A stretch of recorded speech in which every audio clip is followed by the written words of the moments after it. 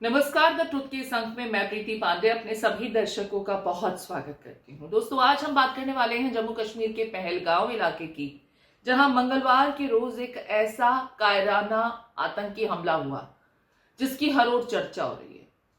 हर कोई जानना चाहता है कि इस पूरे मामले में आतंकियों को लेकर अब तक क्या कुछ किया गया है, उन्हें उनके अंजाम तक पहुंचाने के लिए क्या प्रयास किए जा रहे हैं, उन्हें ढूंढ निकालने के लिए किस तरह की कोशिशें की जा रही हैं। इस पूरी घटना से जुड़ी हुई हर एक जानकारी देश का हर एक बाशिंदा आज जानना चाहता है। जिस तरीके की कायराना ये हरकत है, टूरिस्ट पर, सैलानियों पर आतंकी हमला, जम्मू कश्मीर के इतिहास में पीछे काफी समय से ऐसी कोई घटना देखने को नहीं मिली है। हालांकि बीते साल रियासी में हुए आतंकी हमले में श्रद्धालुओं की बस को निशाना बनाया गया था, लेकिन ये जो घटना हुई है इसे उरी और पुलवामा के बाद का सबसे बड़ा आतंकी हमला करार दिया जा रहा है। और इसको ज्यादा बड़ा आतंकी हमला इसलिए माना जा रहा है क्योंकि इसमें किसी सेना पर, किसी फोर्स पर अटैक नहीं किया गया। ये अटैक सिविलियंस पर हुआ है। और यहां पर देखिए, सिर्फ अटैक सिविलियंस पर करके घाटी में दहशत फैलाना अगर मकसद है, तो आतंकी सिर्फ उसी मकसद में कामयाब नहीं हुए। आतंकियों ने इससे ज्यादा जघन्य कांड किया है। जम्मू कश्मीर के ज्यादातर लोग जो टूरिज्म पर डिपेंडेंट है, उनकी अर्थव्यवस्था टूरिज्म से चलती है, उनकी रोजी रोटी इन्हीं टूरिस्ट की बदौलत चलती है। उनके पेट पर सीधे लात मार दी गई इस घटना के बाद। अंदाज़ा नहीं कितना परेशान है हम, कितना नुकसान हुआ। ये सब के लिए नुकसान है। पहले इंसानी जो जाने चले गई, इनका बड़ा दुख है हमें। हम खुद परेशान हैं, हमें समझ में नहीं आ रहा है हम कहाँ पे हैं। हमारे गेस्ट भी परेशान हैं, हम भी परेशान हैं। प्रधानमंत्री मोदी जी ने स्पष्ट नीति रखी थी, सबका साथ, सबका विकास, सबका प्रयास, और जम्मू कश्मीर को विशेष विकास की ओर चलाया था। और आज जम्मू कश्मीर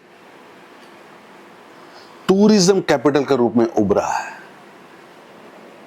कुछ लोग जानबूझकर जम्मू कश्मीर को और भारत को नजर लगाना चाहते हैं। पाकिस्तान में बैठे ISIS के गुर्गे जम्मू कश्मीर को दहलाना चाहते हैं। उनके मंसूबे कामयाब नहीं होंगे। भारत की भूमि पर आतंकवाद के लिए कोई जगह नहीं। ये वीरों की भूमि है, ये शांति की भूमि है, और हमें अपनी रक्षा भी करनी आती है। हमारे सैनिक, हमारी सुरक्षा एजेंसियां पूरी तरह तैयार हैं और पूरा देश उनके साथ गर्व के साथ खड़ा है। ये समय है पूरे देश को एक स्वर में, एक मुट्ठी बनकर आतंकवाद के खिलाफ प्रहार करने के लिए खड़ा होना होगा। ये वक्त राजनीतिक रोटियां सेकने का नहीं। देश के सुरक्षा एजेंसियों के साथ, देश की सरकार के साथ खड़े होकर आतंकवाद के नेटवर्क को कुचलने, आतंकवाद के फन को दबाने का काम करने का है। क्योंकि शायद ही अब कोई गर्मियों के महीने में घूमने के इरादे से जम्मू कश्मीर जाने की सोचेगा भी। जितने लोग वहां पर हैं सब पलायन कर रहे हैं। सरकार उन्हें तमाम फैसिलिटीज दे रही है ताकि वो अपने घर वापस सकुशल लौट सकें। लेकिन सवाल यहां पर यह है कि आतंकियों ने इस बार इस तरह की घटिया सिविलियंस पर जो एक्ट किया, उसके पीछे का मकसद क्या है, उनके इरादे क्या है। कुछ लोग कह रहे हैं तहव्वुर राणा के प्रत्यर्पण के बाद से पाकिस्तान दरअसल बौखलाया हुआ है। मैं सीधे पाकिस्तान का नाम इसलिए ले रही हूं क्योंकि हर कोई जानता है कि इस तरह की घटना को अंजाम देने वाला कोई जम्मू कश्मीर का लोकल बाशिंदा नहीं हो सकता। वो मददगार हो सकता है, लेकिन इस घटना के पीछे का जो असल चेहरा है वो पाकिस्तान है। और इस घटना के बाद पाकिस्तान की स्याह हकीकत एक बार फिर बेपर्दा हो गई है।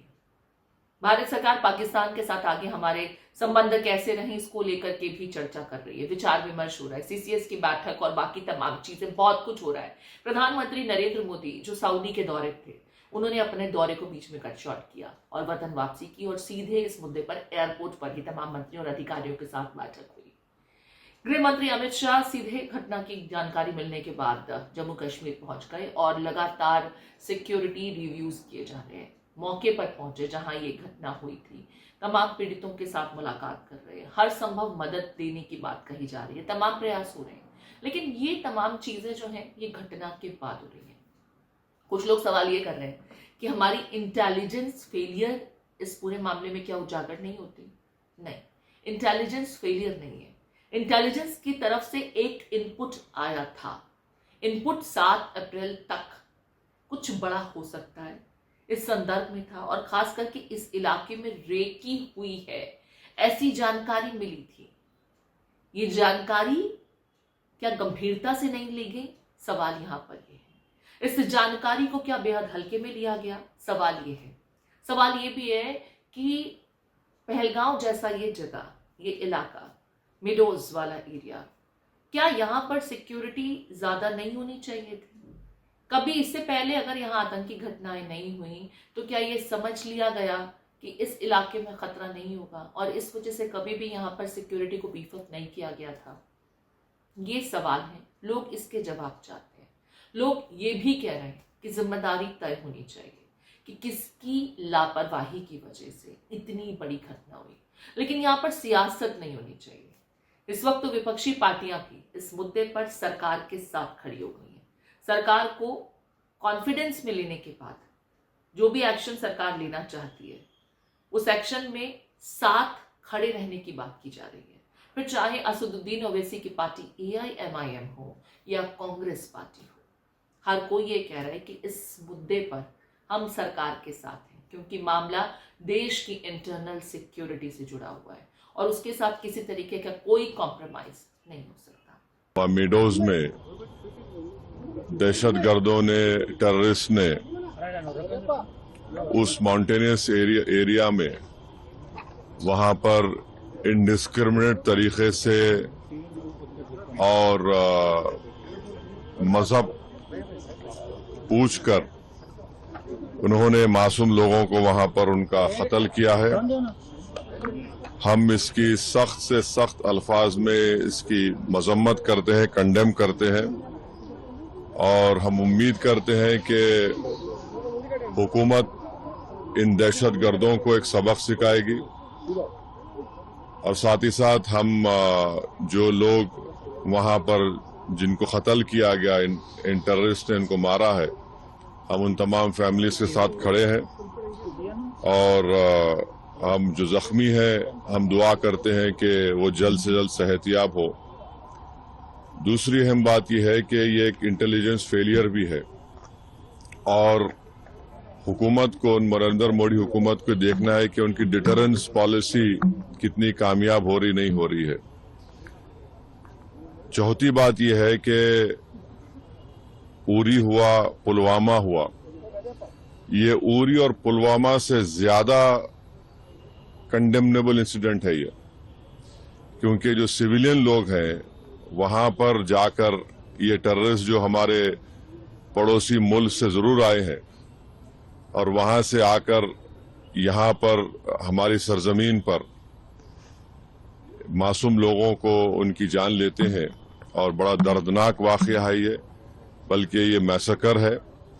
और हम नरेंद्र मोदी हुकूमत से इस बात का डिमांड करते हैं कि वो अकाउंटेबिलिटी किसकी है फिक्स करें, डिटरेंस पॉलिसी को अपने देखें, और उरी और पुलवामा से बड़ा इंसिडेंट है, और उम्मीद करते हैं कि हुकूमत इन तमाम जालिमों को सबक सिखाएगी और इनको जो लोग मरे हैं उनसे इंसाफ होगा। और MIM पार्टी उन तमाम खानदान और परिवार के साथ खड़ी हुई है जिनकी जानें गई हैं, और जो जख्मी है हम ये मुतालबा करते हैं, डिमांड करते हैं कि जल्द से जल्द उनको जो भी वहां पर तिबी इमदाद या मेडिकल फैसिलिटी जरूरत है उनको पहुंचाई जाए। और ये कंडेमनेबल इंसिडेंट है, इसमें कश्मीर में टूरिज्म इंडस्ट्री को बहुत बड़ा इससे नुकसान पहुंचाने की कोशिश की जा रही है। और ये टेररिस्ट जो आए हैं पड़ोसी मुल्क से, इनका एक ही मकसद है कि टेरर फैलाया जाए, मासूम लोगों की जान ली जाए, और ये इनका एक तरीके से वहां से आना यहाँ पर हमारी सरजमीन पर और आकर इस इलाके को चूज करना, क्योंकि आप टेरेन आप देखेंगे पहलगाम में वो मेडोज जो है वहां पर घोड़े के ऊपर जाना पड़ता है आपको, ऐसा रोड भी नहीं है। तो ये बड़ा ही दर्दनाक और तकलीफदेह बात है और गवर्नमेंट ऑफ इंडिया और नरेंद्र मोदी सरकार से हम यही कहते हैं कि ये उरी और पुलवामा से ज्यादा खतरनाक और दर्दनाक है और जितना जल्दी हो सके गवर्नमेंट उन परिवारों को से इंसाफ करे और हम तमाम कंडेम करते हैं और उम्मीद करते हैं कि हुकूमत इस पर एक स्ट्रिक्ट एक्शन लेगी। यहाँ पर आपको कुछ जानकारियां जो मिली हैं उसके बारे में हम आपको तथ्य साझा करेंगे। मसलन हाफिज सईद का बहुत करीबी व्यक्ति सैफुल्लाह, जिसका नाम बार बार इस घटना के पीछे आ रहा है, उसे अब तक की इन्वेस्टिगेशन में जीरोइंग किया गया है और जिस तरीके से जानकारी मिल रही है कि इंटरनल मदद मिली होगी, जो लोकल्स हैं उनकी मदद के बगैर इतने बड़े टेरर हमले को अंजाम नहीं दिया जा सकता। ये जिस जगह पर घटना हुई वहां पर पहुंचना भी इतना आसान नहीं है बिना किसी व्हीकल या इस तरह की चीज की मदद के बगैर, जिसमें अक्सर लोग घोड़े इत्यादि का इस्तेमाल करते हैं इस पॉइंट तक पहुंचने के लिए। तो सवाल ये है कि जब इसकी टोपोग्राफी भी ऐसी है कि यहाँ पर इतनी आसानी से नहीं पहुंचा जा सकता, हथियारबंद बदमाश यहाँ बिना किसी स्थानीय मदद के तो नहीं पहुंचे होंगे। कुछ लोग ये भी कह रहे हैं कि इस घटना को अंजाम देने के बाद जो आतंकी थे वो सरहद पार चले भी गए। क्या इतना आसान है? जम्मू कश्मीर की सिक्योरिटी क्या इसी तरह के से है कि किसी इलाके में जहां पहले हमले होते रहे वहां पर सिक्योरिटी बहुत बढ़ा दी गई और जहां पर पिछला कोई रिकॉर्ड नहीं है उसे बिल्कुल नजरअंदाज कर दिया गया? पहलगाम के मामले में क्या यही हुआ है? सोशल मीडिया पर बहुत सारी दलीलें दी जा रही हैं, हालांकि मैं उन दलीलों को सिर्फ आप तक रख रही हूं, अपनी सोच अपने विचार यहां पर व्यक्त नहीं कर रही हूं। देश भर में लोग मातम मना रहे हैं इस घटना का। कईयों ने अपने परिवार के लोगों को खोया है, औरतों ने अपने बहन, भाई, बेटे, पति, जिनको भी खोया। और वो जो घटना थी, वो जो दहशत के कुछ मिनट थे, वो इतने खौफजदा करने वाले हैं कि जो भी इन वीडियोस को देख रहा है, क्योंकि सोशल मीडिया पर ये वीडियो सब पटे पड़े हैं, आपने भी देखे होंगे, रूह कांप जा रही है। छोटे छोटे बच्चे वहां पर मौजूद हैं और फिर औरतें जो ये कहती हैं कि पति को मार दिया, हमें भी मार दो। आतंकी ये कहते हैं तुम्हें नहीं मारूंगा, अपने मोदी को कह देना। इस तरह की बात भी सामने आई है। तो आतंकी करना क्या चाहते हैं? आतंकी का मकसद क्या है? वो क्यों दहशत में इस घाटी के माहौल को व्याप्त करने की कोशिश कर रहे हैं? बहुत सारे सवाल हैं, बहुत सारी दलीलें दी जा रही हैं। इस बीच कुछ डेवलपमेंट्स हुई हैं जिसके बारे में आपको जानकारी दे दूं। मसलन जो मारे गए लोग हैं उनके शवों को उनके परिजनों तक पहुंचाने की प्रक्रिया शुरू हो चुकी है। आंखों से आंसू निकल आएंगे इन तस्वीरों को देख करके। साथ ही साथ इन्वेस्टिगेशन तेज हो चुकी है। खुद ग्राउंड जीरो पर गृह मंत्री पहुंचे। तमाम इन्वेस्टिगेशन कहां तक पहुंची है, इन दहशतगर्दों को इनके अंजाम तक कैसे पहुंचाया जाए, उन्हें ढूंढना, उन्हें तलाशना, उन्हें पकड़ना और उनके अंजाम तक पहुंचाना, फिलहाल यही प्राथमिकता। प्रधानमंत्री नरेंद्र मोदी वे सऊदी के दौरे को कट शॉर्ट करके भारत लौटे तो एयरपोर्ट पर ही मीटिंग की। आज सीसीएस की भी बैठक हुई। आप कुल मिलाकर के ये देखिए कि इस पूरे मामले ने देश को झकझोर करके रख दिया है। पुलवामा में जो हुआ था, अभी तो उसकी यादें भी हल्की नहीं पड़ी हैं, धुंधली नहीं हुई हैं। और इस तरह की घटना, वो भी इस बार सिविलियंस को निशाना बनाना, ये तो वाकई कायराना हरकत है। विपक्षी खेमा भी बहुत कुछ कह रहा है, प्रतिक्रियाएं बहुत सी आई हुई हैं। इनफैक्ट जानकारों का ये कहना है कि पहली बार हुर्रियत, महबूबा मुफ्ती, ये वो लोग हैं जो इस घटना की भर्त्सना कर रहे हैं, क्योंकि इंसानियत कभी भी इस तरह की घटना को स्वीकार कर ही नहीं सकती। बेगुनाह लोगों को टारगेट किया गया, उनका धर्म पूछ करके। जानकारी मिल रही है कि जो लोग कलमा नहीं पढ़ पा रहे थे, जो लोग आयत नहीं पढ़ पा रहे थे, उन्हें मार दिया गया। आइडेंटिफाई किया गया कि हिंदू कौन है, मुस्लिम कौन है, ऐसी जानकारी मिल रही है। चर्चाओं का दौर गर्म है। हालांकि मारे गए लोगों में मुस्लिम समुदाय से भी ताल्लुक रखने वाले लोग हैं, विदेशी भी हैं। क्या कुछ विपक्षी खेमा कह रहा है, आपको सुना देते हैं, दिखा देते हैं। जम्मू कश्मीर में आज एक बहुत ही कायराना हमला पर्यटकों पर हुआ। बहुत सालों में ऐसा हमला पर्यटकों पर इतना बड़ा हमला नहीं हुआ था। पहलगाम में सुनने में आया है कि 27-28 पर्यटक मारे गए हैं और कई घायल भी हुए हैं। जम्मू कश्मीर के इतिहास में इस तरह का कायराना हमला नहीं हुआ है। हम जो मृतक हैं उनके परिवारजनों को, उनके प्रियजनों को हमारी तरफ से बहुत संवेदनाएं, और जो घायल हैं वो शीघ्र स्वास्थ्य लाभ करें, ऐसी हमारी कामना है। सरकार से हमारा एक आग्रह है कि विपक्ष को आप विश्वास में लीजिए।